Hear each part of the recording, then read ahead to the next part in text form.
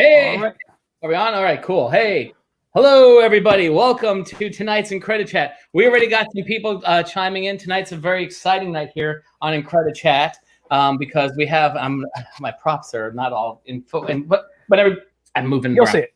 Yes, we'll see. So we got a couple of great things happening tonight. So first and foremost, and we're gonna get to him in 1 minute, is we're going to have our very special guest star and our good friend.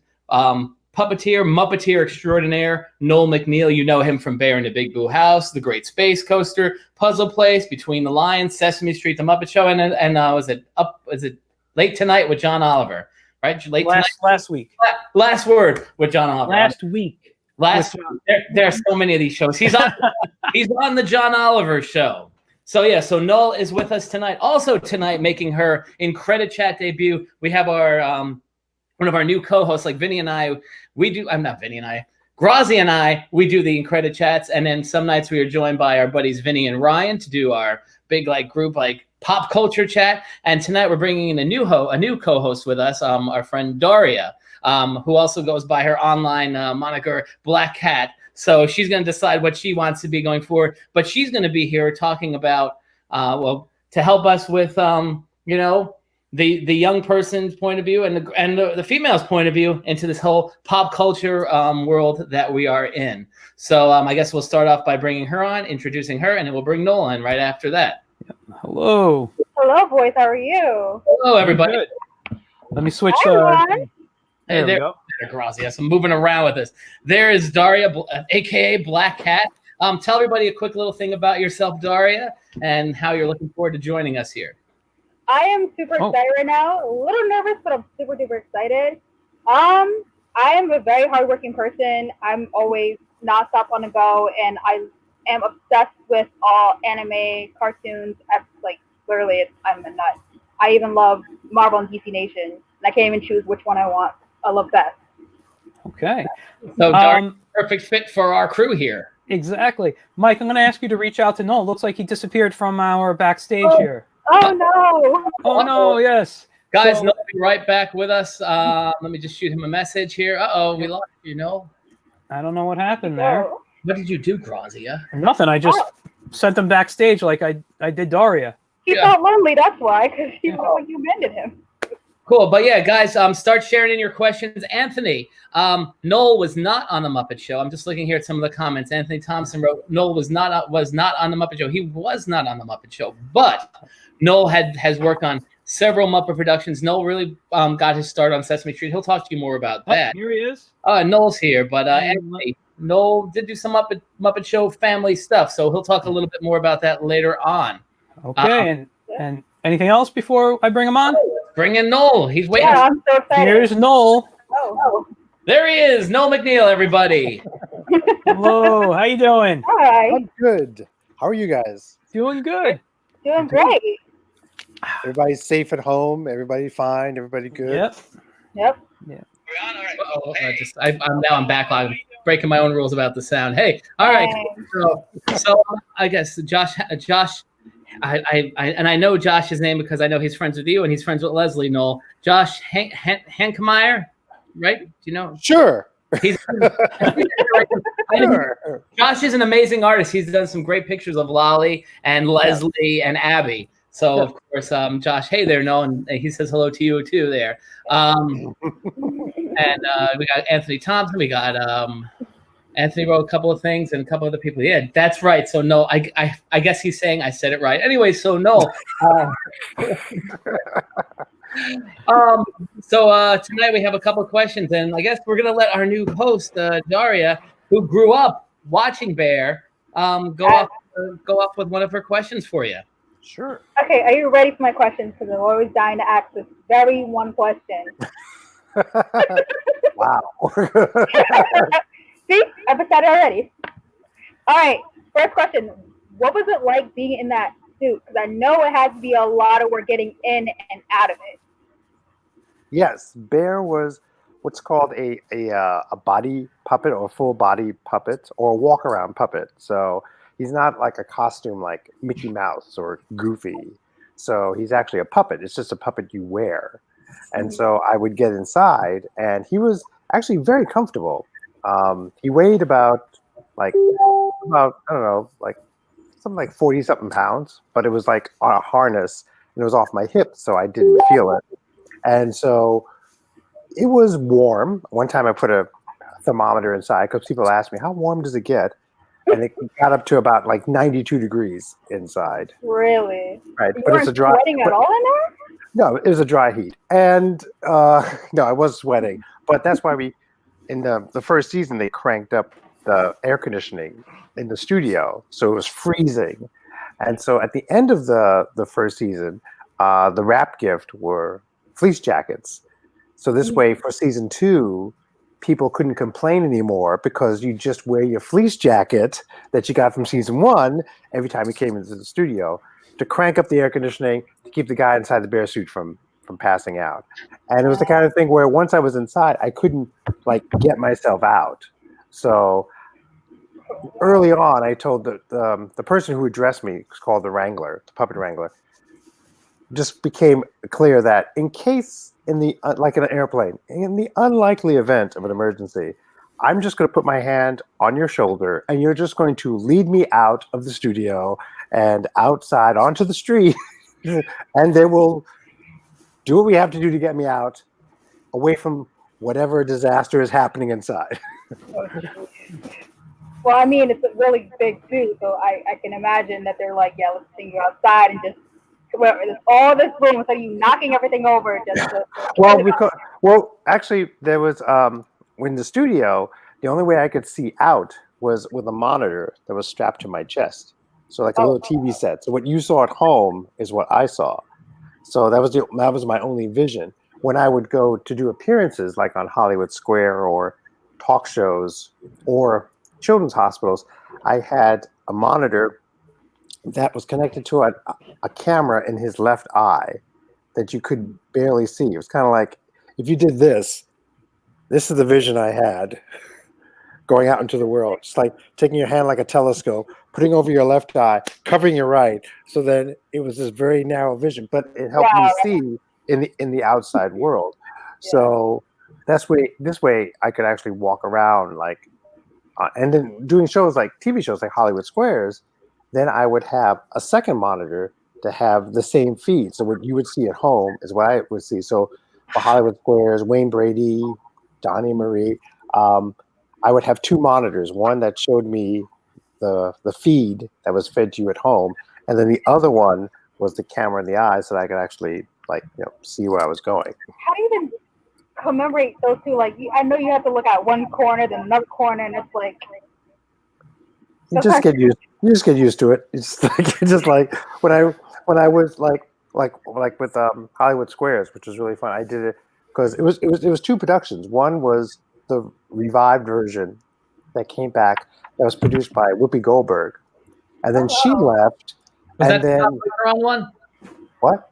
That's the Tom Bergeron hosted Hollywood Squares? Tom Bergeron hosted both versions. Okay. So it came back first with Whoopi, and then Whoopi left, and then Henry Winkler's production company took over, but kept Tom on because they knew him as the host of Hollywood Squares. So then it took a while for me to get back on because they didn't want to just do a repeat of like Whoopi guests. So it was a while before I got to go on Henry Winkler's Hollywood Squares, but it was great.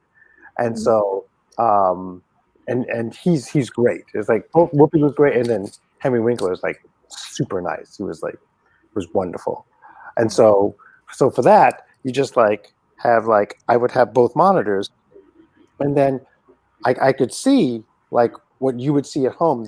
They would feed me what's called the camera cut. So when they would cut to the contestants and then cut to the wide shot and then cut to a guest. So then when they would cut to Fred Willard or Whoopi or Penn and Teller in their square, I could kind of rest. I wouldn't have to be on. But then when it was Bear, when they would call on Bear, that's when I would look at the monitor that had the feed, not the one that had my vision to look.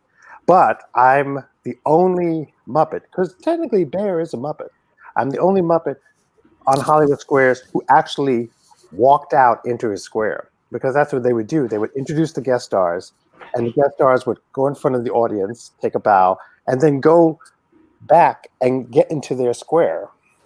And for puppets like Elmo, Big Bird, Oscar, there was always a screen, and they would set the puppeteer up behind it. So then they would pull the screen away, and they would reveal the character. Bear was the only one who actually walked out with the guest stars, took a bow, and then walked back, and then got into his square and sat down like everybody else, just to keep that whole illusion going. So and I know you just posted a great picture a couple of weeks ago of you, and I know Henry Winkler was in the photo from one of your times with Bear on Hollywood Squares. And I'm assuming, and I mean I don't remember this, but I'm assuming Bear was on the bottom level. Yes, he was. He was either in the bottom center or the bottom. I guess if you're looking at your TV set, he would be on the bottom left or camera left. So he'd be in the bottom squares. No, he didn't climb the stairs. He was always like on the bottom level, either the center or to the left of that. So, but it was great. All right, so we have a couple of questions already coming in. Thank you, Daria, for that. So the first question, and we're gonna go back to Anthony Thompson because he talked about you. Because we mentioned about you working with Muppets, we talked about Sesame Street. So he had one question, one statement, and you can talk a little bit about this. And this kind of goes into your background, Noel. He wanted to know, Noel, how fun was it to film the Sesame Street 50th anniversary special, which I know you were part of, and then you weren't on the Muppet Show, but you, outside of Sesame, you have done stuff with the Muppet Show. So talk a little bit about your entry, because that's really where you got started in the professional puppetry world, right? Yeah, I got this great kind of inside track because I went to college in New York City, in Brooklyn, New York, to a place called Pratt Institute. And back then, Pratt Institute had a theater department, and within the theater department was a puppetry course that was taught by the guy who designed and built Big Bird and Snuffy, and his name was Kermit Love. And no, the frog was not named after him. It's just those weird, freaky coincidences that happened. So no, that's not what happened. And so I took a puppetry course with him, and then during the summer, I would have a summer job working at his studio, feathering, refurbishing Big Bird, because Big Bird would lose those feathers. And so you have to put more feathers back on, and then you have to build Big Birds from scratch for the show and for the live show, like Sesame Street Live.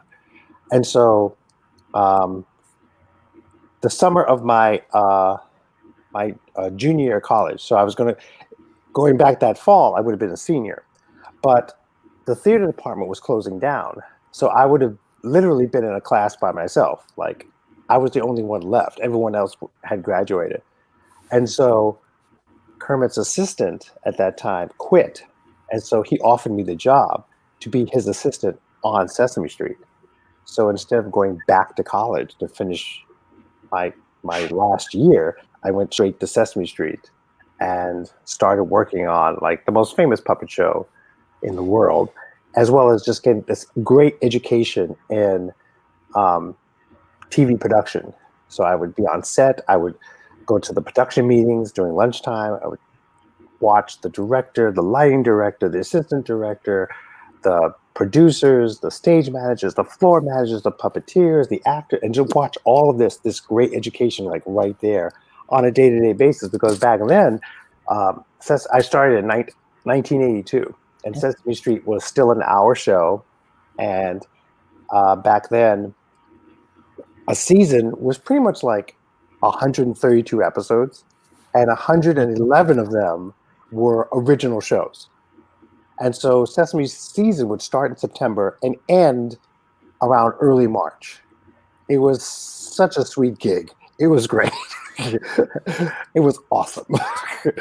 And so just watching this on a day-to-day basis, and then gradually I ended up going from being a wrangler to being a background puppeteer. So that was my association. That started my association with Sesame Street. And I worked on the first Sesame movie called Follow That Bird. And I was the Chairbird, the one who kind of sets up the whole situation with Big Bird, and then background characters. And then I also stood in for Carol. So then there are moments when Big Bird's hiding under a haystack, that's me, or being chased by a biplane, that's me. And did other special, like the one great special was the museum special called "Don't Eat the Pictures," and it was Sesame Street was locked in the Metropolitan Museum of Art overnight. I recently saw that. It's a great special, Yeah, and there are scenes where we had to actually go to the Met Museum at night, which is really creepy. Let me tell you, it's really creepy at night. So it wasn't too far off this sort of whole kind of like how are we going to get out of here kind of feeling. And then weird noises, I'm sure, right? Well, yeah, it's like not so much noises, but like shadows. Like you have these shadows being cast because like these statues standing in certain positions and like hallways. And in the special, character actor Paul Dooley, who was just like a classic character actor, and he was a great guy. And so he was like in the special, he's the security guard at night. Let me tell you, there's more than one security guard guarding the Metropolitan Museum at night. It's not this one guy. There's a whole team of people who make sure that the production people don't wander off where they don't really need to go. Curious. Yeah. Now, so it's great. We're talking about your beginnings of with puppetry with Sesame Street, and I definitely want to come back to talk about Jim and Carol towards the end. And we're having some questions there. Like Josh had a question, and Jeffrey had some questions about Bear. But so Josh mentioned Eureka's Castle. I know our friend Jim Martin and his wife Crystal are also watching us tonight. Great space. Hey guys. Puzzle Place and Between the Lions. So while working on Sesame, you were part of these other pretty iconic and iconic and memorable shows that at least me and Grassia remember from our childhood. But a lot of people remember from their childhood. So what was that like juggling upon those shows? Because I guess the first one was probably Great Space Coaster, and then the other ones came out. That was actually the summer that we did the Metropolitan Museum show. Is the summer I also got to work on the Great Space Coaster. It was their next to last season. It was like season 4. And John Lovelady, who was a puppeteer on the show, he left. His character was Knock Knock, was this little pink woodpecker. And so he left and to do a show for NBC, a primetime sitcom called Mr. Smith Goes to Washington. Monkey. Yes, a giant kind of like orangutan puppet monkey that gets elected to Congress, which back then seemed ludicrous. Now would be so preferable. But you could probably find it on YouTube. Anyway, he left to do that. So then for that season, they wanted Knock Knock. So I auditioned and I got the role of Knock Knock. And so there was a couple of weeks. It was about 2 or 3 weeks where I was juggling back and forth between Space Coaster and the Sesame special. And it was great because the Sesame special was shot, the museum special was shot at night. And so I would do the Space Coaster stuff in the daytime. And then in the evening, I would go to the Metropolitan Museum at night. There was one time where it kind of almost overlapped, where we did a shoot it was supposed to be a shoot like the end of the show, and you shoot these things out of order, but it was like the end of the show, and it's when the next day and everybody's waking up and you see everybody like leaving the museum like in the morning, because that was the other thing, we had to shoot the show like after hours, like when the museum had closed and before the museum opened. And so we had this shot where like everyone's waking up and everyone's leaving the museum, and then we wrapped like around 8 a.m. I was due at Space Coaster at 9 a.m. So as soon as we wrapped, I like got into a cab and like went straight down Fifth Avenue to the studio, which was at that time the Ed Sullivan Theater, which is now where Stephen Colbert would shoot. That's where they filmed Space Coaster. That's where they filmed Sesame. No, that's where they filmed Space Coaster. Oh wow! So yeah, so we were at the Ed Sullivan Theater, and so I just went straight down there. And so, and with that shoot, it was like that night. I was like, pretty much my call time was something like 3 a.m. And so we wrapped at like 8 o'clock in the morning, and then I went and did like a full day's work at Space Coaster. So I was wiped by the end of the day. I just collapsed when I got home. 3 a.m. What do you expect? Yeah, like your call time's 3 a.m. What? I was like, what? I'm sorry, like, Sure, all right. afternoon, like 3 a.m. Wow. And I mean, the interesting thing too, and about puppetry, and I just want to say, Crystal and Jim say hello. Josh said Great Space Coaster is a wonderful show. He watched it all the time when he was a kid. So Josh, say hello to Jim and Crystal, and go follow Great Space Coaster on Facebook. Yes. Also say hello. DJ Bob is with us, and I know DJ Bob's a good DJ friend. Bob. Hey. That's awesome. But so The Pope of pop culture, DJ Bob. check out his page. We're gonna have him on here at some point too. You definitely should. You know, he's been doing his show for 10 years. I Really? know. I saw the Yeah, end aware of that. and I saw you interviewed him, which was great. I did, which was great. I've been in guests so often, so I was just like, let me interview you. Just like, why are you doing it? After 10 years, you're still doing this? Why? He's going strong, and he's had a lot of great guests. So we could really shout out to DJ Bob, and Josh said he's going to follow Space Coaster. So yeah, spread all the love for the Space Coaster. But come on, you got time. So yeah, right. So Space Coaster, Puzzle Place, Eureka's Castle, Between the Lions, and I guess you did Ubi. You did. Did you do Stickly with Rick Lyon? I did not. You did not. Okay. Did not do that. But the thing is, a lot of these shows, there was really the same circle of builders, creators, essentially, who came from that world of Muppets. What is that like? Because it really is such a tight-knit community. It's an incestuous little group. Back in the 90s, it was a lot of those shows were done like on the East Coast.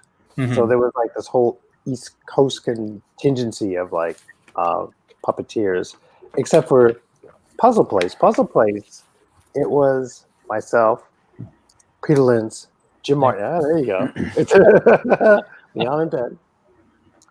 Myself, Peter Lentz, Jim Martin, Alice Deneen, Stephanie DeBruzzo. For second season, first season was Alison Mork and Carmen Osbar. We flew from New York to Los Angeles because it was a co-production between Lancet Media, the producers of Reading Rainbow, and KCET Los Angeles. And the caveat was you had to shoot in Los Angeles. So the first two seasons, we lived in Los Angeles. And so we used local puppeteers in Los Angeles, ones who also had puppet experience, like Alan Troutman and Drew Massey, and all these guys. And they're in the Muppets now. Terry, who's a big person and an Imagineer in our own way. And so we went out to Los Angeles.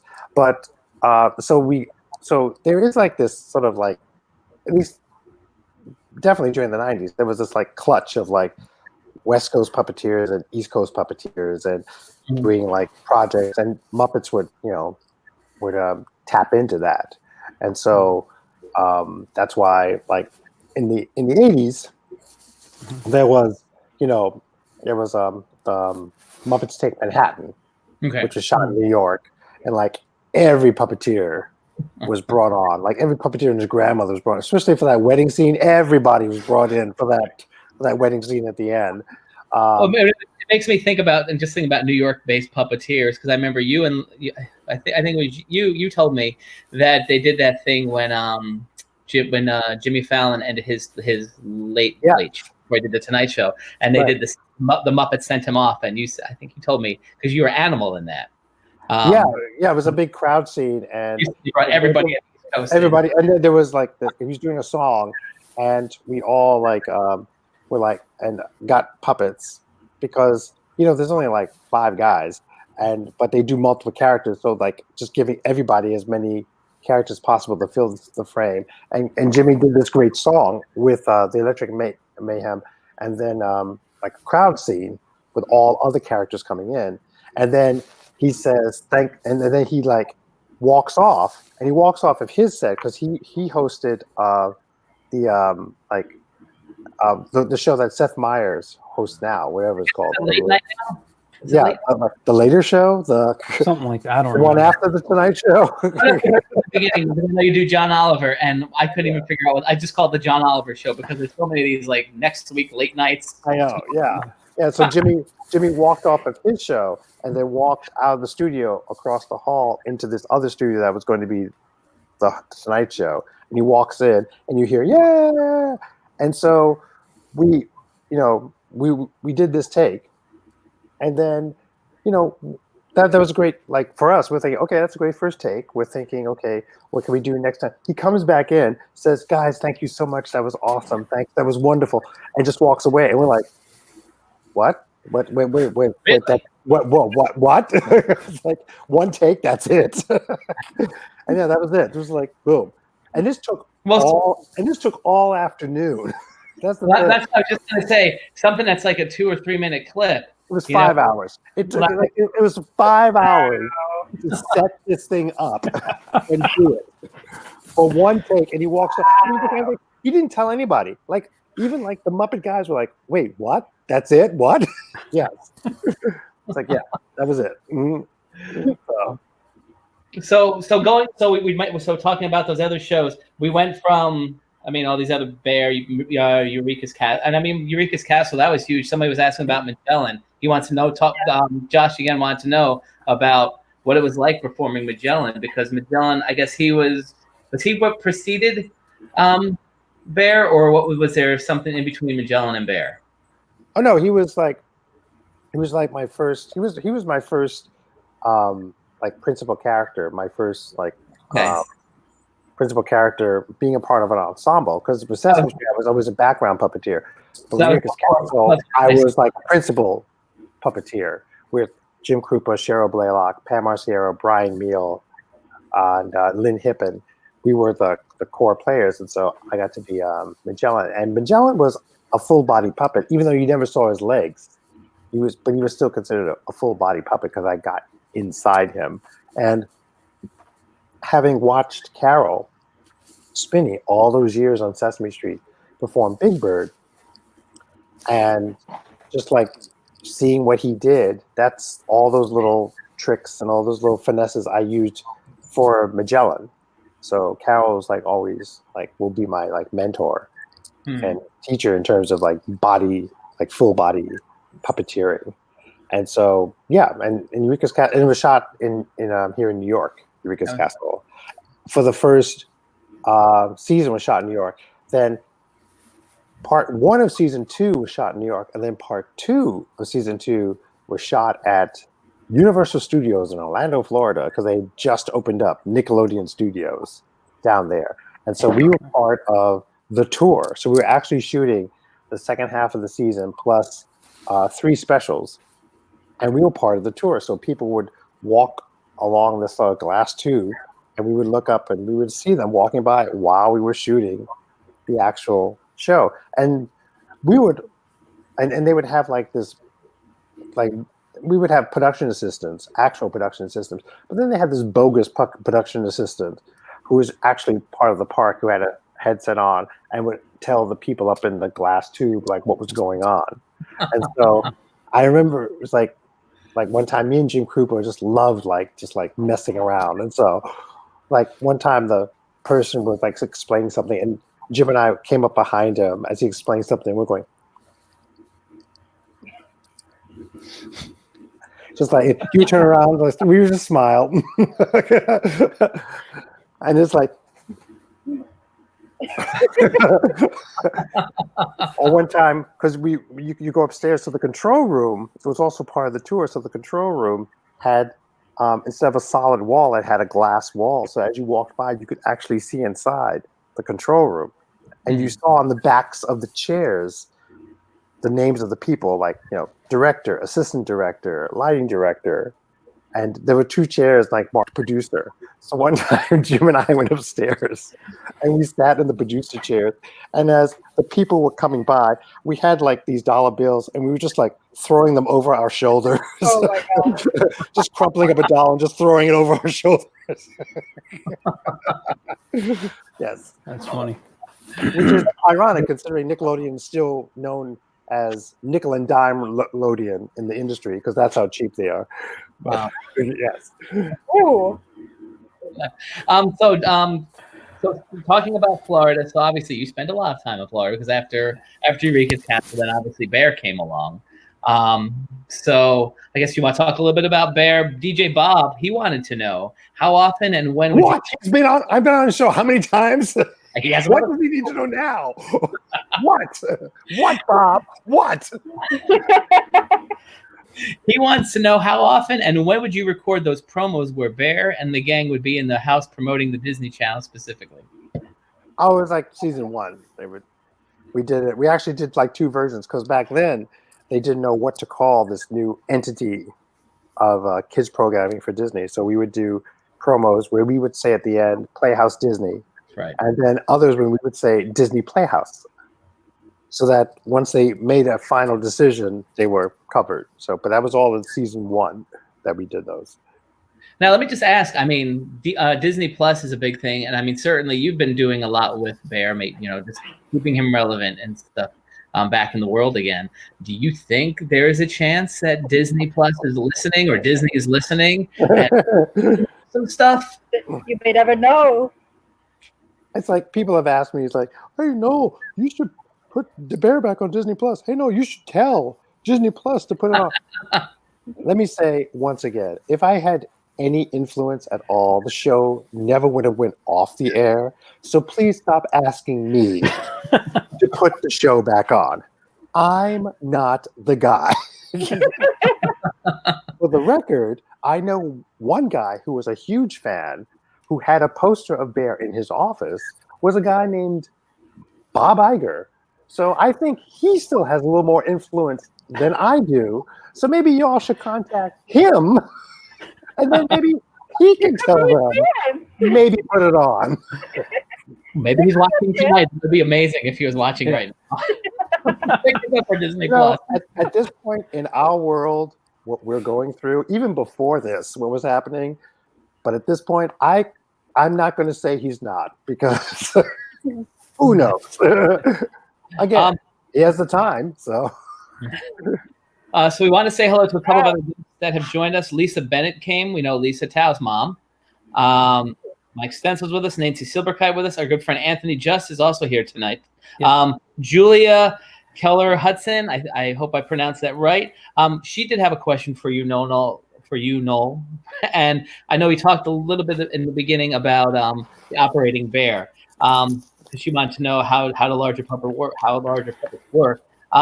But let me just ask this, and I know I've heard this before, but some of the people may not have. Obviously, Bear was a lot of work on you, but how different is it as opposed to, or how much of a difficult strain to your body is it than working one of the rod puppets or the two-handed puppets? Because I mean, obviously, everything there's a challenge with everything. What are some of the benefits or pros and cons of those puppets?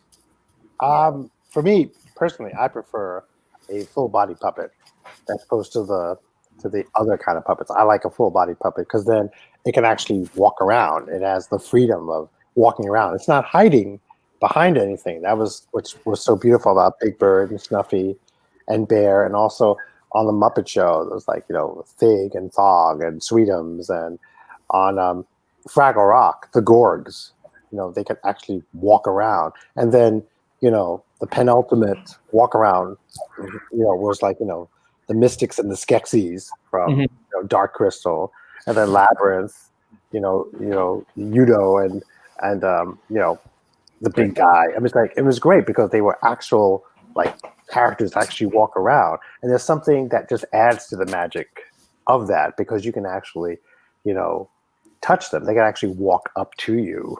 They can actually hug you, and so I like that better than the little hand puppet guys.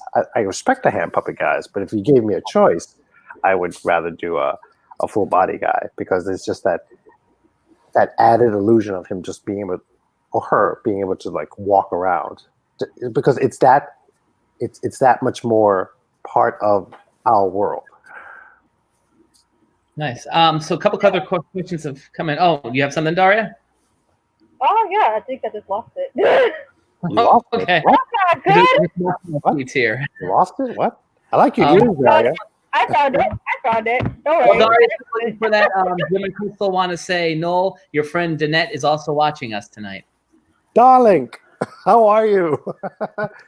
Annette and I go way back to like Sesame Street in the 80s, and that was like such an incredible time back then, with like when it was an hour, and like the people who worked on the show, like, you know, it was like Bill Colored and Chet and his brother Mortimer Snooks O'Brien, and Nat Monjoy, John Stone, Dulcie, all those people who were part of Sesame Street back then. John Stone, by the way, is like the unsung hero. He's like the third person, because people always credit Joan Gans Cooney for creating Sesame Street and bringing in Jim Henson, who created the Muppets for Sesame Street. But John Stone is the third person in this triangle. He's the third person who really helped like finalize Sesame Street, because the first season of Sesame Street, the street was straight. Like there was 1, 2, 3, the arbor, everything was straight. John said for the season 2 and beyond, cinematically it'd be more interesting if the street was curved.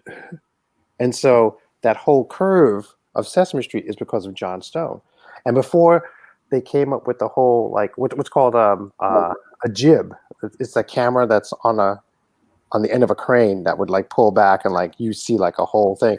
Mm-hmm. John came up with that before. He would have like a shot start near the fix-it shop, and people would come out, and the camera would be going backwards, and people were coming out of Mr. Hooper's store and coming out of the arbor and coming down the steps of 1, 2, 3 and like pulling back, and then it was pulling back and actually going on like pretty much like the end of a forklift, like a very special platform of a forklift, or the kind of crane that they would use to raise up the person to adjust the lights. The camera was actually going back on that and then going up. And so they had to rehearse to make sure it was so smooth, that transition, where it didn't jiggle.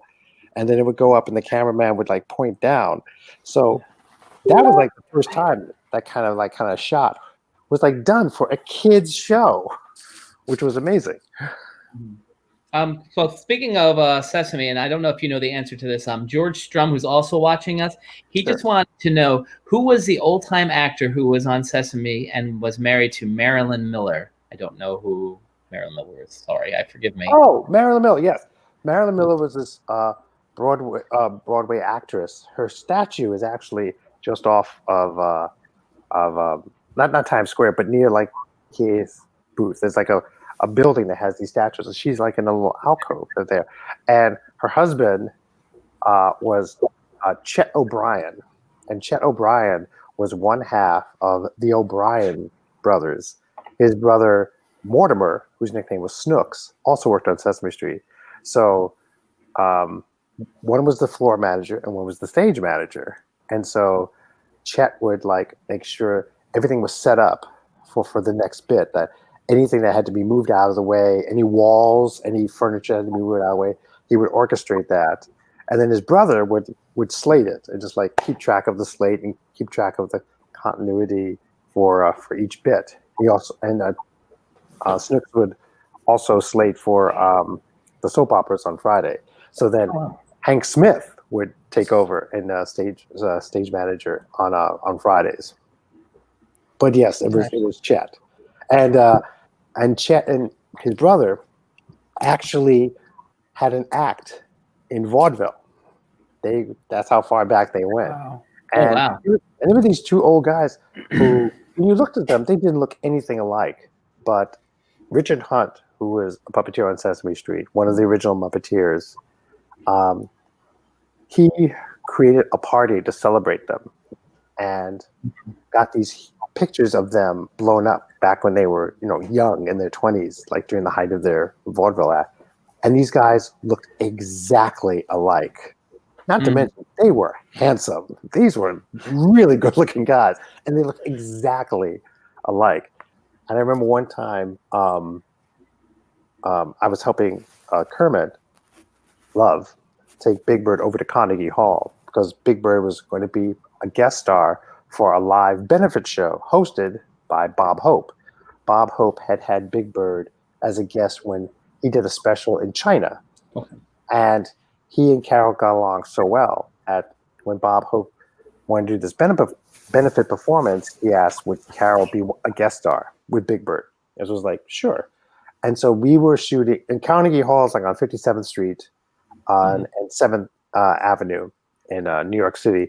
At that time, we were shooting at a studio that was on 55th Street and 9th Avenue nearby. So we could just walk the Bird over. And so Kermit wanted help carrying Bird over because Bird came in a bag and like this box, 2 boxes. And so walk him over. Before we left, we said goodnight to Chet. And he was like, where are you taking the Bird? And Kermit explained, we're taking him over to Carnegie Hall to be a guest star on Bob Hope's show. Mm-hmm.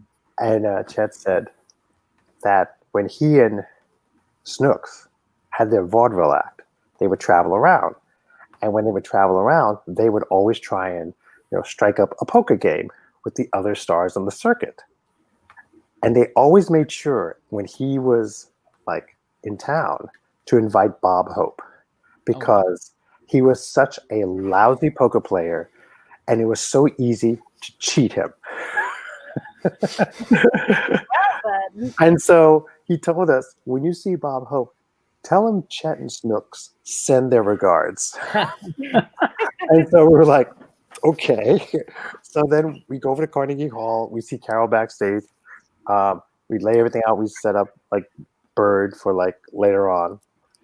And then just before I leave, that's when the stage door opens and in walks Bob Hope. And this was like, back in the 80s. This was the height of Bob Hope. I mean, literally, as soon as I saw the man, I could hear the orchestra playing Thanks for the Memories in my head. Yeah. He had this tuxedo on and he strolled out with that Bob Hope walk that he had. And he came up to Carol, shook his hand, thanked him for coming, shook Kermit's hand, because you remember Kermit.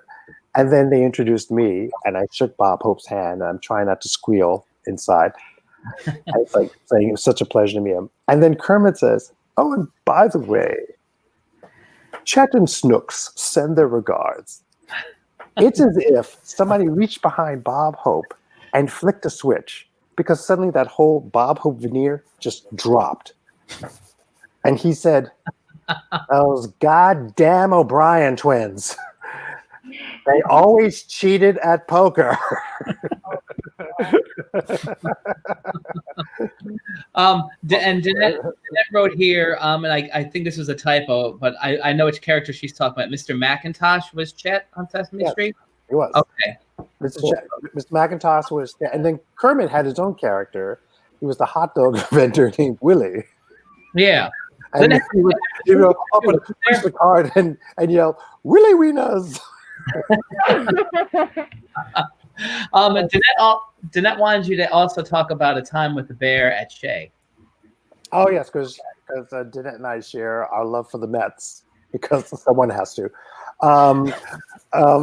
So Bear got invited to lead the 7th inning stretch at Shea Stadium. Actually, if you go on YouTube, there's a clip of him being taught how to throw a baseball by one of the players.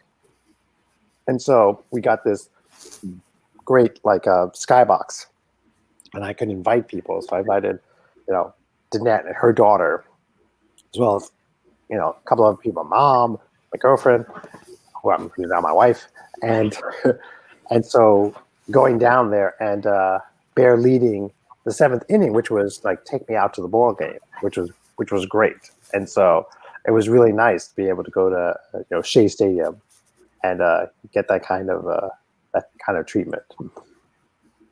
Very nice. Dara, did you have something? Yes. All right. So, I just want to say quickly, a lot of everybody's really digging these stories now. Like these are, and I mean, these are even for Grassia. These are some great questions that are coming in tonight. These are all brand new stories that we haven't even heard. So thank you everybody for your questions. And again, thank you, Noel, for doing this. And I'll be honest, that's why I've been quiet, because I'm just enjoying listening. Exactly. I do have some questions, but I'm going to wait a little longer because I want to get to one of the topics, and that's where my questions will come in. I mean, for those of us who know what we do with IncrediCon and IncrediKids and all the different shows, like Grassia and myself and Noel, we've done a lot of shows together. Yeah. So I mean, we have spent a lot of time together talking, but some of these stories, like the questions that are coming in tonight, are just like really great because this is uncharted territory. So again, thanks. It's new for us. So. Yeah, there you go. And I get to talk about like my time at Sesame in the 80s, because that was great. That was like, we shot at the studio. It was called Unitel, and it was this old theater that had been, when I say converted, that would be generous. It got turned into like a TV studio, and so they would have the control booth downstairs. They would have the floor space. They would have the lighting grid. But then we would go upstairs to do the production meeting. So you go up this main staircase, and there would be offices and a couple of dressing rooms.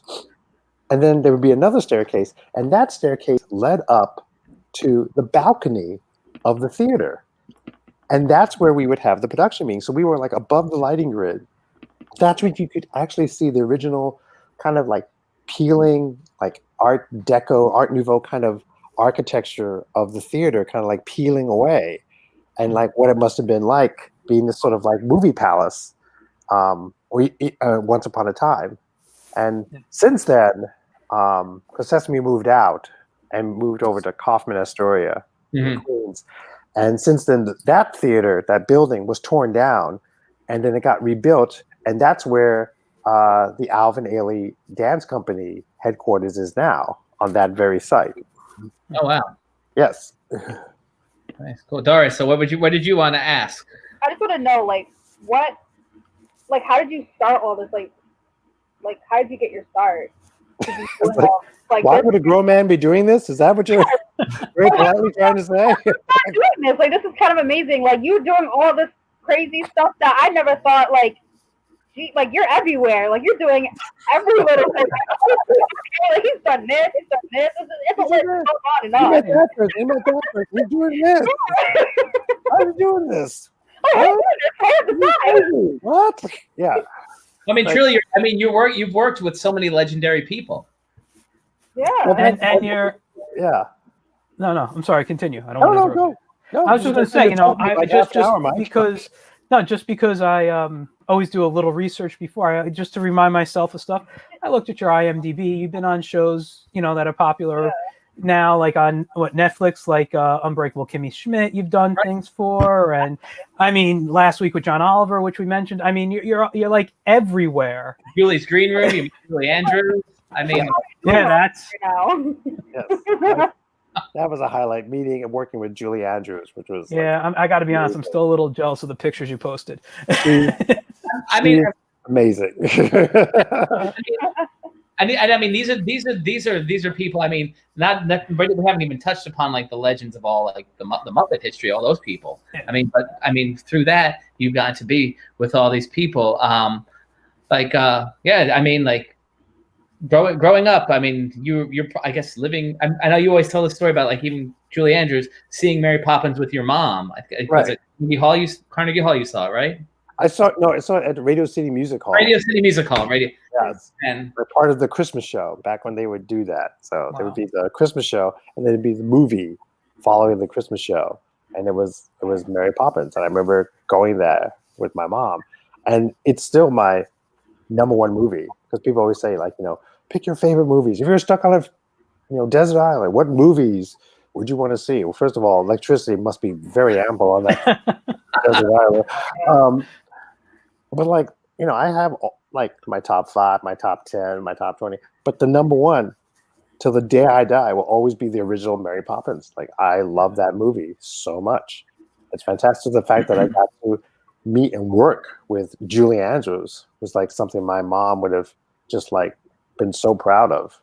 like because she was like part of like my childhood, and so I actually got to work with this woman. And what was great was whenever guest stars would come on and start to gush over her, saying, especially like using the word icon, she would shut them down. She did not want to hear it. She would just like she was like so cool and humble, while still being like, do not put me on a pedestal. It was great. So what other question has come up here in the chat? And I know this is something that Grassia and I have talked about with Vinny and Ryan, who do our Thursday night show with. And I don't think we're going to dive into it too much tonight, but people are asking, even Jim and Crystal want you to talk about TMNT 3. Come on, Turtles in Time, right? Does Jim really want me to talk about Turtles 3? One. Really? Do you really want me to? Okay. No, the other guys we do the show with, they want to talk because they were talking the other night how much they love that movie, and we're like, well, we know people that were in it. It's like there was the first two Turtle movies that was using the Creature Shop, Jim Henson Creature Shop technology. And they wanted to do a third movie. So instead, they went to this guy named Eric Allard. And Eric Allard's claim to fame was being Johnny Five for the Short Circuit movie. Mm-hmm. Remember that, kids? Puppeteer. He wasn't, because Tim Blaney was the voice, right? Yeah, but his company like created Johnny Five and did the animatronic thing. So basically, he did like his own version and created his own version of the turtle technology that was used for the first two movies. So there was a console, and there was, I call it the glorified oven mitt, where you just like put your hand in this like kind of like foam mitten that had these wires, and when you did that, the turtles' mouths would move up and down because the actor inside would wear it on top of his head, and so the mouths would move up and down. And then there were all these servos and gears, so that you could also, as you like turned the mitt one way or the other, it could make it like the mouth like smile or scowl or lips curl, or so you had a little more nuance when you talk. And then there was another control for the eyes. The eyes could like go left, they could go right, the eyelids could blink, the brows could go down, they could go up. And so we had the four of us. It was myself, Jim Martin, Gord Robinson, and Gord was on Fraggle Rock. He was the puppeteer inside Papa Gorg. Okay. And there was Rick Lyon. And Rick Lyon, as you all you know, you need to get him on.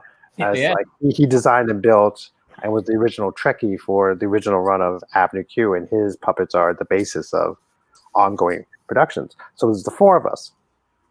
The classic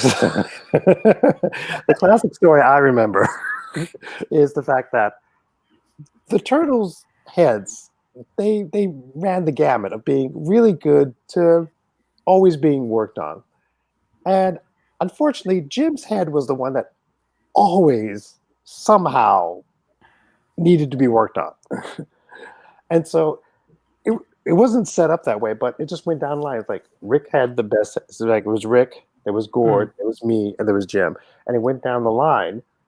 So it was like Rick's head was like the best head. Gord's head was good. Mine was fine. It worked well. And then there was Jim's. Now there was like two heads. It was like the primo head and the backup head. And so the primo head at one point, he was saying, "Stop him! Don't!" He knows where this is going. That's why. And I'm assuming because they put something here. He said that he wants you to talk about Big Astoria. Is that what this is? Oh yes, Big Astoria. Right after that, because we did it in Astoria, Oregon, because feudal Japan looks so much like Astoria, Oregon. So that's where we shot it. So there was one day when Jim was programming the backup head. They brought the primo head back on the stand, and they put it down. And it was like our consoles were set up, and about like 5 feet away was with the heads that we could see the heads and get a good distance for like programming them. And so they put the Primo head down next to the standby head, 5 feet away from Jim. And they told him, okay, it's all fixed. Fire it up, turn it on. So Jim from his console literally just flicks a switch.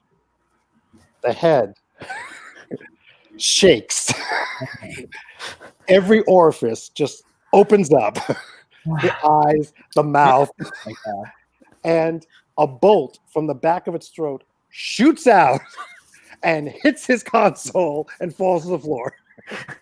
Wait, hit Jim's console. Hit Jim's console. Oh my God. The guys just very quietly just picked up the head, walked out the door. And me, Gordon, and Rick are just losing it. Well, let me ask, because this is great, but which character did you control and which character did Jim control? Just I controlled Raphael. Okay. And Rick had Donnie. Gord had Mikey. And so Jim had Leonardo. And who did Splinter for this movie? Because I know that wasn't Kevin for the third one. No, that was Murray. James Murray did it. Okay. He did Splinter. And so yeah. And that was all like separate shots. And that was the kind of thing where he was still like a hand puppet, so it wasn't the same setup as like the Turtles. Mm-hmm. So it was he was still like a really huge hand puppet that had like remote controls for like the eyes and all that, but James still like would have his hand inside and actually make the mouth open and close. Mm-hmm. And Josh just compared these hand. I guess it was the Waldo, like what they used for the Gorgs, and obviously for the Waldo character in Muppet Vision 3. Yeah, like I said, the glorified ultimate. You just shift your hand in there, and there's like a pole, and you just like we just do that. Yeah. So let me ask this question here. Are we doing okay on time, everyone? Yeah, we're at about an hour. I mean, if you guys are willing to go more, I am. All right, you can go. I'm fine. Good? No? Cool. So, Nancy Silberkite, who's watching us, and again, we're gonna have Nancy on our show. Nancy, she's one of the co-CEOs of Archie Comics, but she wrote that she has a special Big Bird bag that she won at a silent auction. It was made from Big Bird's feathers, one of her treasures.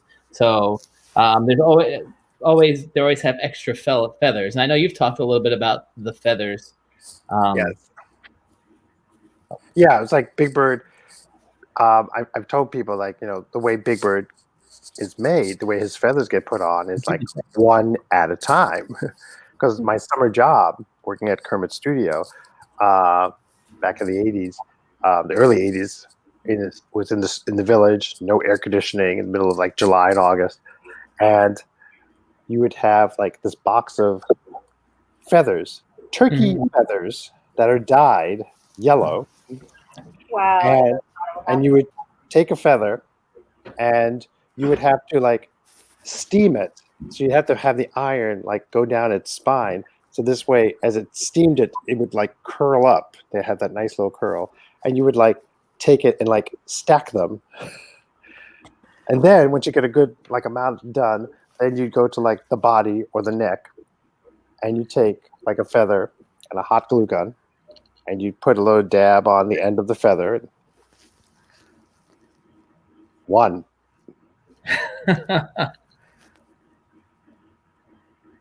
Two. I know the feeling. I know so well. Yes. Yep. That was good. Yeah, that's it. So, yeah. So Big Bird takes a while. Joe wants to thank you for talking about the Turtles. Crystal, Jim's wife, said best time of Jim's life working with you.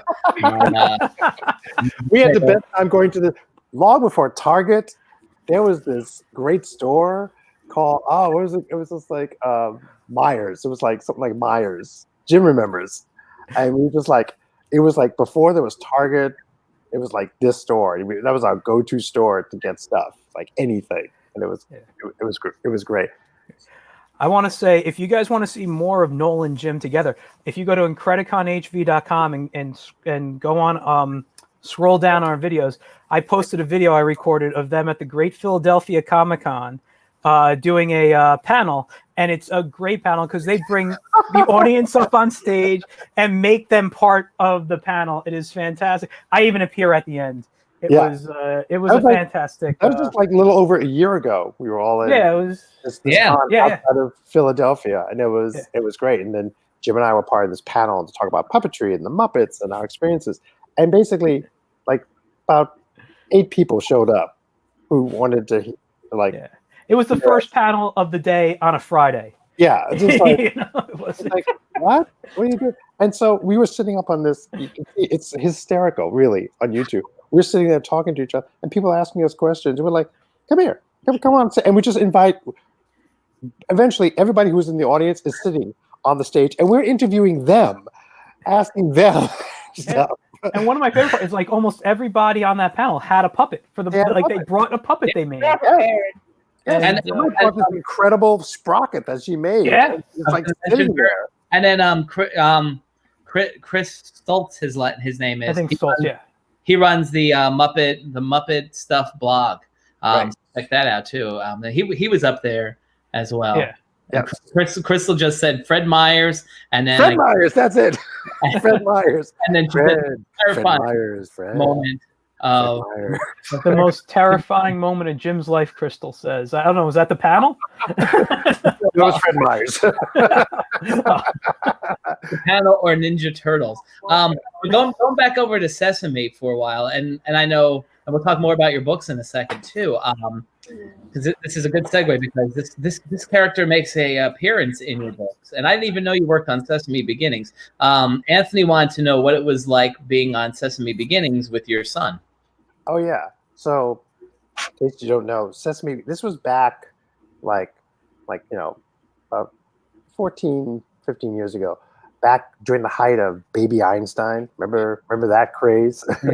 And so it was this whole thing, like, videos for babies, media for babies to get them a head start and help, jumpstart their brains and all that. So Sesame created this, I think it was like 4 videos. And it was to, not so much for babies, but for parents, particularly, young parents, young moms who were suddenly in the situation of being a mom and not really knowing like how to play with your baby.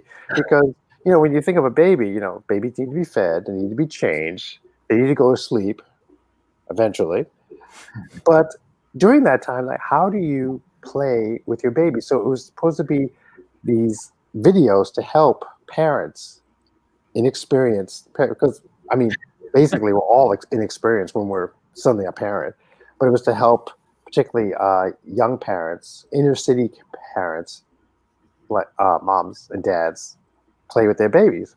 And so there was this one video, I think it was called Get Moving, and it was like to like do stuff with your baby, like move with your baby. And so I got to go on with my son, and he was just over a year, and it was great. It was so sweet that the fact that his first like role was in the Sesame thing, and my association with Sesame Street, and now he got to be in this video, and so it was really funny, and it was really cute. It's a really sweet little video. And the thing was, he also created baby versions of the characters. So there's Baby Elmo, Baby Big Bird, Baby Cookie, and Baby Prairie Dawn, and then they have caregivers of these characters. And so they would show like them interacting with the kid, with the baby versions of the Muppets, and then they would cut to a human and their kid doing the same thing in order to like model the behavior and all that. So it was fun. Yeah. Thinking about just as we're sitting there talking about like stuff, I guess this is probably around that same time period. Another full body costume, and I know we've talked about this a long time ago. A buddy of mine, and you know him, Grassia, Gary Eckerson, who did my Life's a Beach comic with me. Yes, I do. Brother Clarence did that. They did that bike campaign Yes. City, and you rode a full-bodied puppet on a bicycle. Yeah. This was weird. It's I think it's on YouTube. Clarence would probably know. It's on you. Oh, here's my kitty. Here's my kitty. This is Lola. Say hi. Hello. It's Lola. Hi. Hey, she's here. She probably wants to be fed. You've been fed. Clarence is part of this. It's this urban initiative here in New York City to get people more aware of not using their cars, using public transportation, using bikes, and particularly walking. Walk.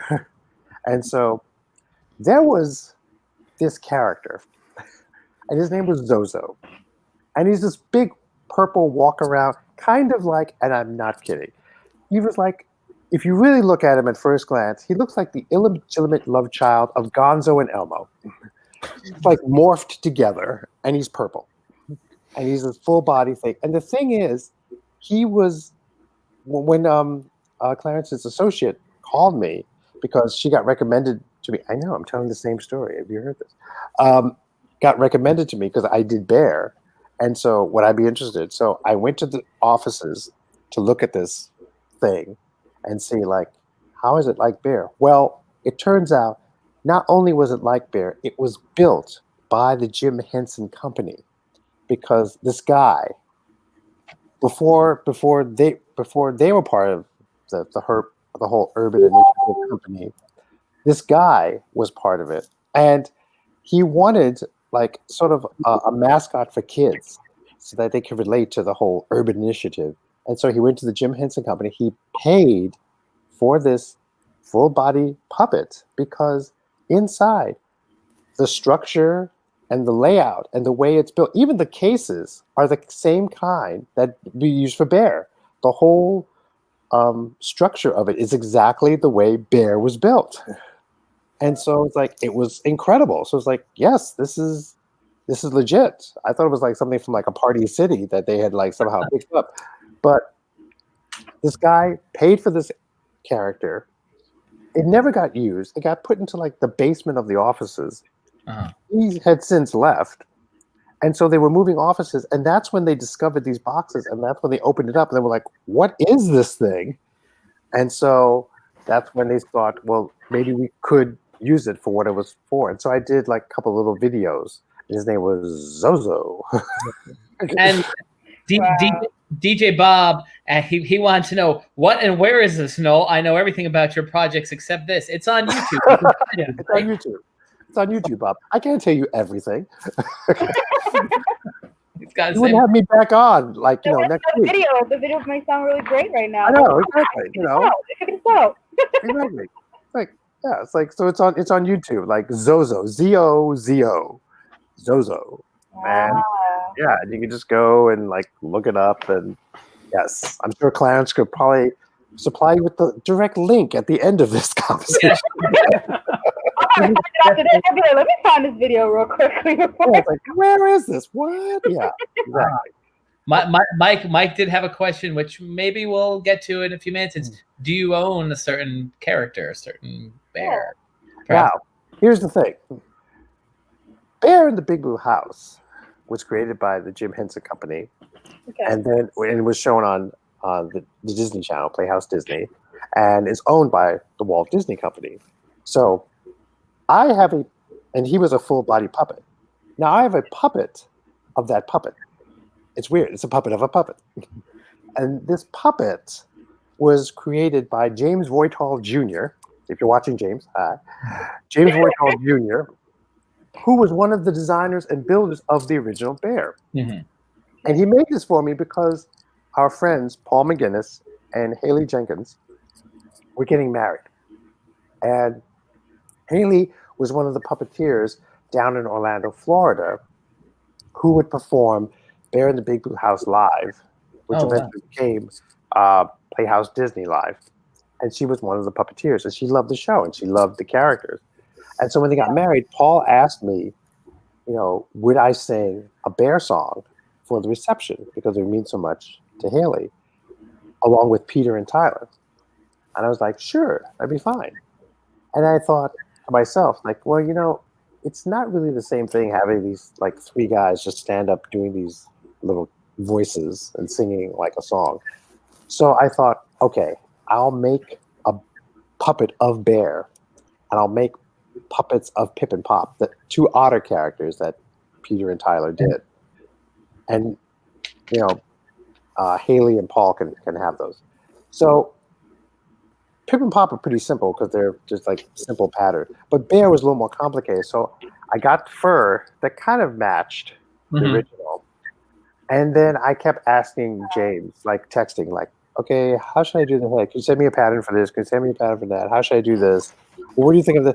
To the point where it lasted like a full day of like, after like, you know, hour number 2 of me asking questions, he was like, no, just send me the damn fur.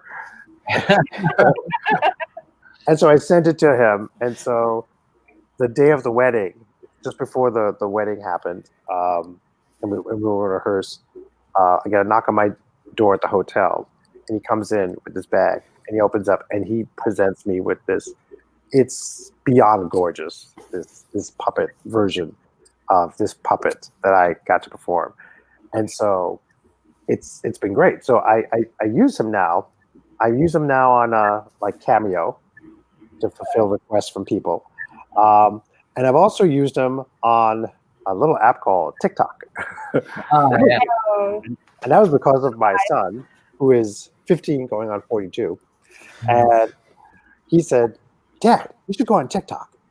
And I said, what's a TikTok? Well, after a 2-minute patronizing explanation of what TikTok was, he said, and you should use your bear puppet. I was like, why? He said, because millennials, they're on TikTok. They love Bear. They grew up with Bear. They would love it. And I was like, oh, sure. You're like, you know what? We're stuck here. Let's try this.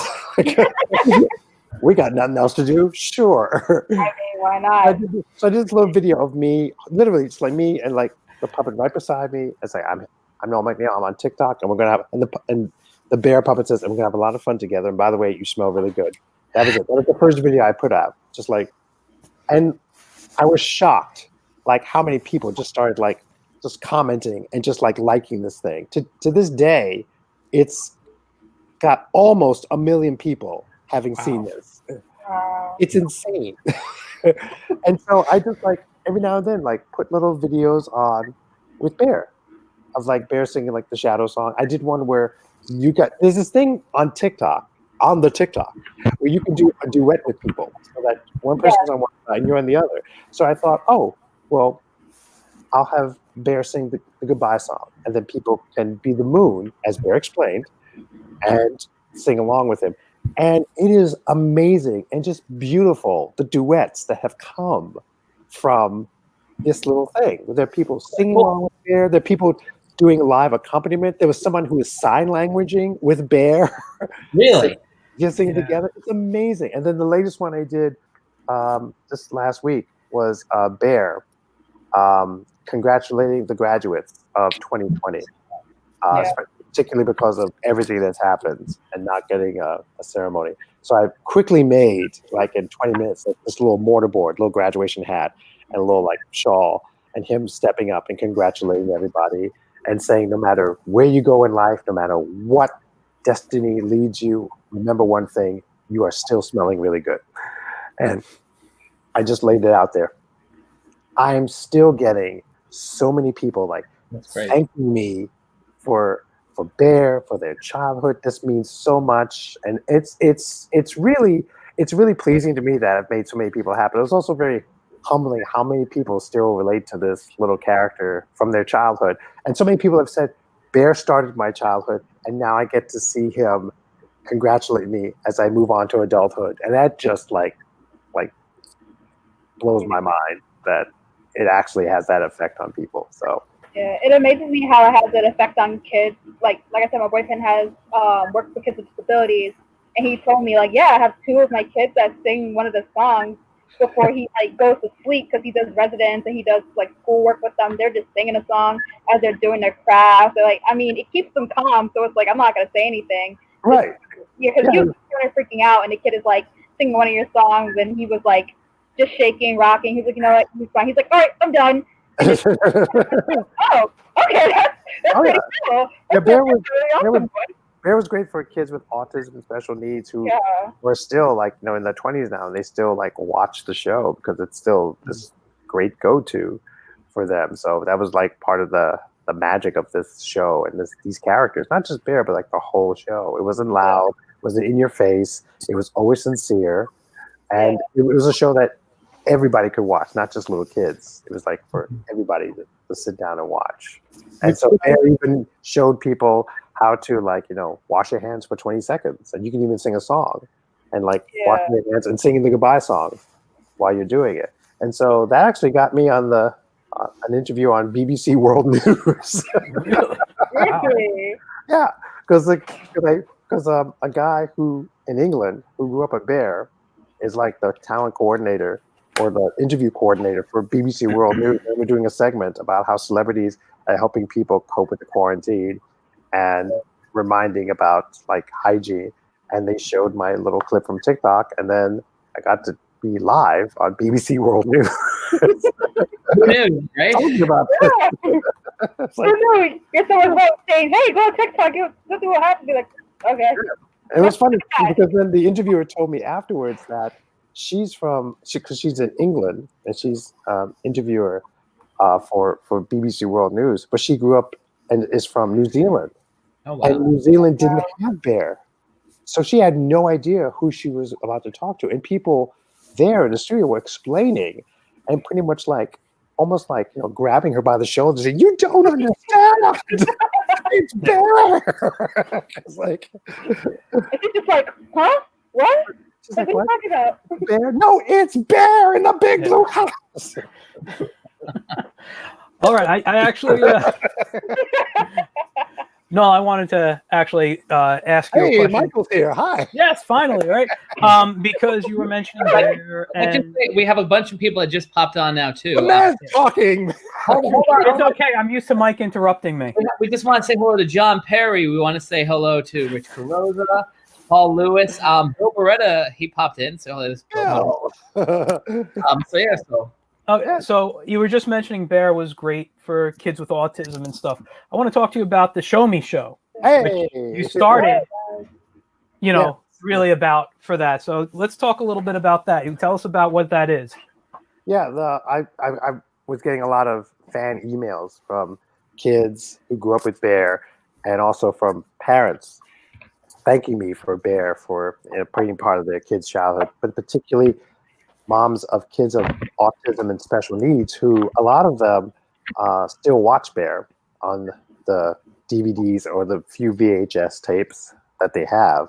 Mm-hmm. And I realized that there's not a show like Bear or Mr. Rogers on. And I know for a fact the networks aren't going to do it. So that's when I thought, well, maybe I could try and do it. So I have a YouTube channel, and it's called The Show Me Show. And I have these little videos on that are very gentle and very very direct. They talk very direct to you, and it's for kids with autism and special needs. And it's with myself, and it's with Phineas, and we have other characters on the show. We have guest characters like our friend from Orlando, Florida, Bird Call, who also do a little segment.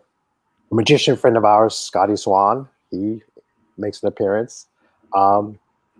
And so it's this great little channel, and hopefully someday it might be a full-blown TV show. How often do you do these? Are they weekly videos you post? Or? They're not weekly. They're I try to do a bunch, and then I space them out. I put them out as much as I can. So we actually just reached 1,000 people. Yay! Congratulations! Thank you. 1,000 people. I just did a video was the Show Me Show at home, and I showed people how to make. I make this. Mike knows. I make this origami puppet. So I finally showed people how to make this origami puppet at home out of piece of paper. You can fold it. You make it yourself. So I'm going to do maybe a couple more for people so they can do it at home. And then I have friends. My friend Dave Alvarez, who's an amazing illustrator. He's going to be on the show at some point too. Yes, you got to love his work. Big fan. Yes, and he's from Puerto Rico, and he has puppets. And so my character Phineas and his character Monkey are going to do a little segment. I'm going to put that on soon. And another friend of mine, Nathan Danforth, who's a a Muppeteer from California, and he has a puppet, so I'm gonna put his character on as well because he did a little segment for me as well. That's awesome. Showing the difference between inside and outside, so which is very relevant right now. Yeah. Yeah. I'm actually going outside for my first time in over a month tomorrow. What? Yeah. I'm a little shocked by it. But, What? I actually have plans tomorrow. Oh my god! Believe me, I'm nervous. I'm still nervous to go out, but you gotta do it at some point, right? It'll be fun. Just wear the mask. Just wear the mask. Yeah, that's the plan. And wash your hands and have hand sanitizer. Oh, have that. Have gloves. Have everything. I'm gonna look like what's his name? God, I'm blanking right now. Michael J. Fox when he dressed up as his Darth Vader in Back to the Future. Going full. So I mean, I guess as we're getting ready to wrap things up here, you mentioned like doing these things for the kids is really a humbling experience. Yeah. But I mean, definitely I want to ask you. This weekend was the 30th anniversary. It's weird to like celebrate the passing of somebody. It was 30 years to when we lost Jim Henson, and I know lots of people commented on. They did a great podcast with Bill Beretta, Frank Oz, Brill, and Dave Gold, remembering Jim. So I mean, certainly, we talked earlier about all the people that have inspired you and that you've gotten to know. What is your best or your most memorable memory of working with Jim? And I mean, also, we certainly need to mention Carol too, because Carol really inspired you being in the costume. So both of those guys, what are your best memories of them? Well, first of all, because Bill mentioned he popped in, Bill's part of this great film that came out. It was called Muppet Guys Talking, and it's Bill Beretta, Frank Oz, Jerry Nelson, Dave Goltz, and Fran Brill. And they talk about having worked with and collaborated and knowing Jim Henson, which is great. And this past weekend, they did this special little commemorative talk, and you could also donate to the charity that was involved, which was great. So do that after this. And based off of the hospital in Elmhurst Hospital, I know Frank was mentioning that. Yeah, exactly. So that was a charity. So go do that, like Muppet Guys Talking, and go donate. It was great. So I got to know Jim when I started working on Sesame Street, and unlike Google and YouTube, I couldn't go on the computer and look up a reference of how to puppeteer. First of all, there was no Google, there was no YouTube, and you really think about it, there was no computer. So we got nothing. I was blessed with it. Exactly. Right after they invented fire, they all took a break, so we had to just cope with what we had. So I had to actually watch Jim Henson and Frank Oz and Richard Hunt and Jerry Nelson and Fran Brill and just see what they were, how they did what they did. And so I remember when I started to become a puppeteer, for the show, background puppeteer, I would do background characters, Jim, and then one time, occasionally I would be his right hand for Ernie. And so there was one time I was his right hand for Ernie. Now that means Ernie was what's called a practical hand puppet. There's rod puppets where it's like a puppet and then has the arms and then these sticks that come out at the wrists. And you move the rods and their arms move. So Kermit the Frog is a rod puppet. Elmo, Grover, Miss Piggy, they are rod puppets. Practical hand puppets means a puppeteer puts their hand in the puppet's head, and then they put their left hand in the puppet's left hand. And then a puppeteer, second one, just puts his right hand or her right hand into the right hand of the puppet. So this way it moves together. So Ernie's a practical hand puppet. Cookie Monster, Fozzie Bear, they're all practical hand puppets. So I got to be Jim's right hand one time. And I remember we were doing this bit, and they had to adjust the light. And so they stopped tape. And so we had these, what's called apple boxes, these wood boxes. So we sat down and just waited for them to adjust the light. And the wrangler came by and said, "Do you want me to take Ernie?" And Jim was like, "No, we're good." And so I'm sitting there next to Jim Henson. He's got his hand in Ernie, and I've got my other hand in Ernie, and I'm just sitting next to this man. And I'm thinking, my God, say something, say something. You've got Jim Henson next to you. Say something. You should say something. People would give their right hand to be here, but that would be ridiculous. If you had no right hand, you really couldn't right hand with Jim Henson. Focus. Think of something. And so I remember a conversation started my mom taught me. She said, when in doubt, if you know they have them, ask somebody about their kid. And so I said, so Jim, how are the kids? And then he said, oh, thanks for asking. And he just started telling me how all the kids were doing. And he had 5. And he was just telling me how all of them were doing. And we just started having a conversation what Heather was doing, what John was doing. And it was great. And it was like, always think, and I told my mom that. I was like, thank you for helping me have a conversation with Jim Henson, because I figured the man was probably like puppeted to death. So it's like, talk about something else, and like talking about his kids. And he loved his kids. He was so proud of all of his kids. Nice. And then and it's ironic, as I've mentioned also, Carol, Tim Bending, another mutual friend of ours, has First of all, I gotta say, Tim Bending has gone back to his roots. He is an EMS worker, so he's been on the front lines helping people do this whole thing. So God bless you, and thank you, Tim Bending, as well as other people who have like gone back to do this kind of service, and people who are still out there doing this service. Number one, thank you all for doing this, as well as people who are like in the shops delivering stuff, like taking the sanitation, firefight. All of you people, thank you so much. You are not to be like forgotten doing this whole thing. So Tim wrote ugh LOL. Really? He's a man of few words. What? I mentioned humanity. That's a laugh. Wow. He's getting a lot of hearts though. But I mentioned Tim because Tim worked very closely with Carol, and obviously we have to talk about Carol too. And he was for 10 years he knew Carol and Debbie and worked with them. So Tim, for those of you who don't know, Tim Bending has this great company called In Person Productions, and he helps celebrities of TV and movies go to conventions and meet their fan base. So he's helped me go to conventions. Carol, he's helped Steve Whitmire. He has like the Happy Days people. He has all these amazing people. So our good buddy Marty Grabstein, courage. Marty Grabstein, everybody. Oh my God. Marty Grabstein. He's like the the Ethel Merman of voiceovers. Like people say, do your Marty Grabstein. Do your Marty Grabstein. It's like this kind of voice.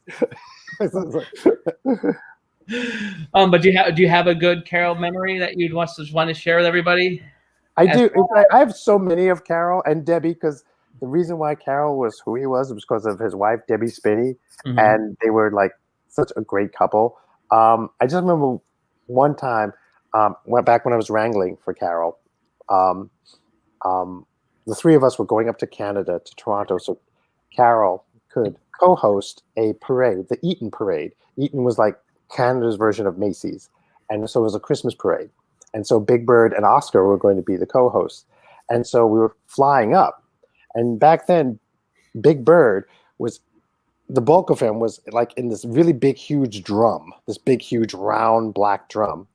And you would take the head and the neck and put them in this yellow bag that almost looked like an egg and hang it from the lid and then put the other stuff on the bottom. And so we got on the plane. We're sitting in the back, literally, like Carol and Debbie are on one side of the aisle. I'm on the other. There's an empty seat next to me.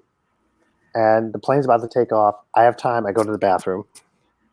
And then while I'm in the bathroom, I hear this little knock on the door. And Carol says, no, they need to see you up front. What? So I wash my hands. I go up front. And I have to, there's something wrong with the drum. And so I have to walk down the stairs outside of the plane, and it's open, and they can't fit the drum into the cargo hold because it's too big. Now they could fit it if they could take the lid off, but I said, but no, because that would damage Big Bird because of all the feathers and all that. It's not made of steel, and if anything fell on it, it would damage it. So I remember one thing that Kermit would do, and so I asked the seat next to me. No one's sitting there, right? And so one thing that Kermit would do is he would always have them pay for the seat next to him, so that he could take the bag with the head and with the neck and the body, the egg bag, and just hang it next to him off that little vent where the air would come. So that's what I did. I took the bag and I put the head and neck in it, and I went up and I walked down the aisle with this huge yellow egg-shaped bag to the back of the plane, and I hang it next to me and I sit down and buckle up, and then they close the door because everything's fine. And the captain comes on and says, "Ladies and gentlemen, we're about to take off. We apologize for the delay, but it couldn't fit into our cargo hold." And Carol yells from the back, "Sorry, everybody." Oh my god! Wow. Oh my gosh! Yeah, this is one of. There's a dead body in there. I know. That's just one of many beautiful stories I have of that beautiful man, and so it's great. Nice. So as we're wrapping up now, we're gonna put up on our website and everything all the links to Show Me Show, to your TikTok, to Cameo, and any place else where people can find you? There's Instagram where I'm at @MacNeal, and tomorrow, by sheer coincidence, going with the whole he's everywhere thing, tomorrow I'm premiering a brand new weekly podcast where I read stories, and it's called Noel's Book Nook, and it's on Anchor. So if you go to anchor.fm or you download the Anchor app, then you can hear me read stories each week. That's great. So that's new. Fantastic. So I don't know, Grassia or Daria, anything else you guys want to finish up with? I think I'm good. I'm glad you stopped in tonight. You gave us some great stories I've never heard before. Yeah. So, and that's why, and like I said, that's why I've been quiet the most of the show. It's just fun listening to you. I've just been going like, what? He did what? What? That's insane. What? I do want to say though, before we go, I love your shirt. I did not get a chance to say that before. I'm a big fan. What? Maltese Falcon. It's from my wife, who's a mystery writer, Susan Elia MacNeal, author of the Maggie Hope Mysteries, available on Amazon and your local independent bookstore dealer. Her newest one, The King's Justice, just came out. Get it. We'll put those links up too. Absolutely. Yeah. Perfect time. I'm happy to put up her links as well. Yes, exactly. Cool. So, if you don't mind, one more person would actually like to say hi and say goodbye to you guys. Oh, absolutely. Yeah. Hi there. Oh, hold on. Let me give you the screen for this. I'm going to give you the whole screen. Hello. There. Oh, yeah, you have the whole screen. Oh. Okay. Hi there. How's it going? It is going great, Bear. Good. How are you? Isn't this past your bedtime? Oh, no, not at all. No, everybody else is asleep. But I stay up.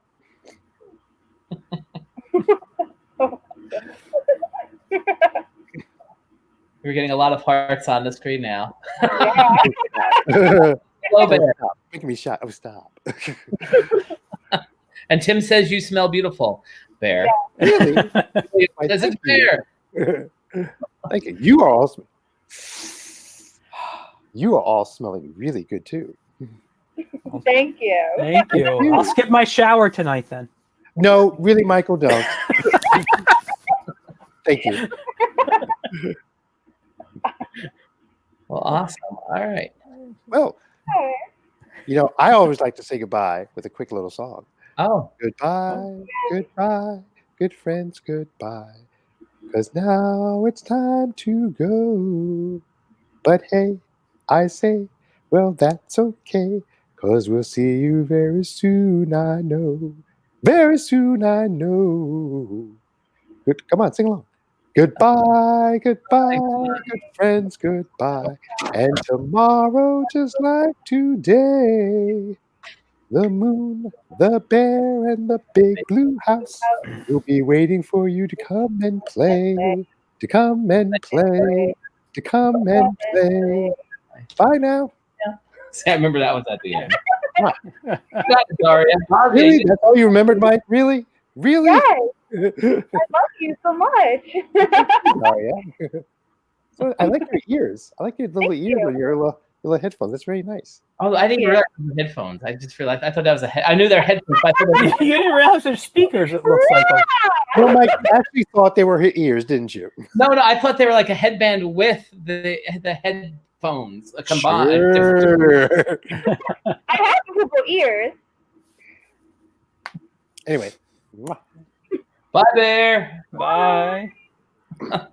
So, ladies and gentlemen, again, thank you so much, Noel, for joining us tonight. Yes, thank Thanks you. for having me.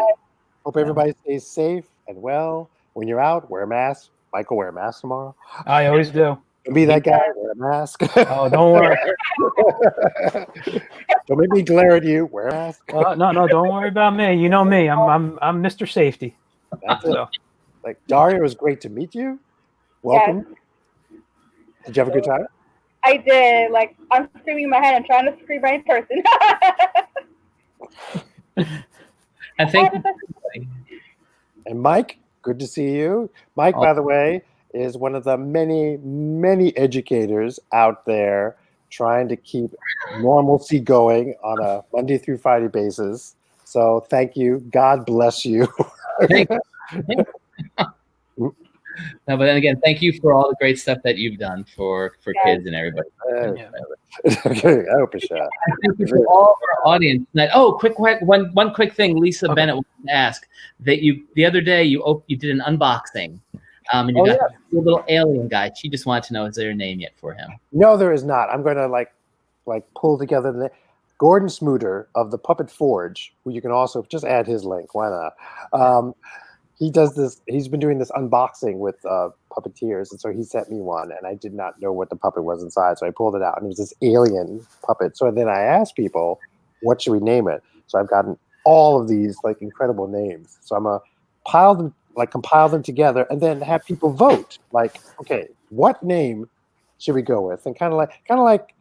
You know how they do March Madness, like the final, down to like the final battle. So I can drag this out for a couple of more weeks, so we can do it. Sure. Because again, we've got time, so why not? Cool. So once again, thank you again, Noel. Thank you, Daria, Grassia, and thank you all of our audience tonight. We had a lot of great questions, and definitely tune in for our next guest, our next chats too. yes. What is that? We got Thursday. We got me, Mike, Vinny, and Ryan. We're going to be chatting. How do you say his last name? Ryan Kaki, his name is. I'm bad with names. I'm sorry. Okay. But all right. And who's the guest? no guest. It's just us. Just talking. Chatting. Just chatting. We pick a topic. I think this week might be a little bit about Star Wars. We've been talking about. But I feel that we have just bridged because Ryan and Vinny, and I mentioned this to Noel and to Jim and Crystal. There's definitely interest in a TMNT3 podcast. So maybe doing this again with you and Jim. Maybe, and we can pull in Rick Lyon too. See if we can get him in here. Oh, and Gord, if you do this, if you can get all four of us, that would be a hoot because we have not been together since 1992. So that would be awesome to get all four of us together. We will work on that then. There you go. Gord's up in Canada, but I have contacts. So if you need his contact info, I can give it to you. And like I said, why not? We're all home right now, so why not give it a shot? and Chris said Jim has his bolt ready. Oh wow! and certainly, I mean, let's give a shout out. I know they've been interacting through here. Go on to Facebook, go on to Twitter, and like and follow the Great Space Coaster because they're really trying to get the momentum back going. To retro is in right now. Let's bring back the Great Space Coaster too. Why not? With everything else out there. All right. Good night, everyone. Yes. Good night, and thank you again. We'll see you all soon. Stay safe. Yes, you Cheers. too. All right. Goodbye. I'm going to live now. Bye. Bye.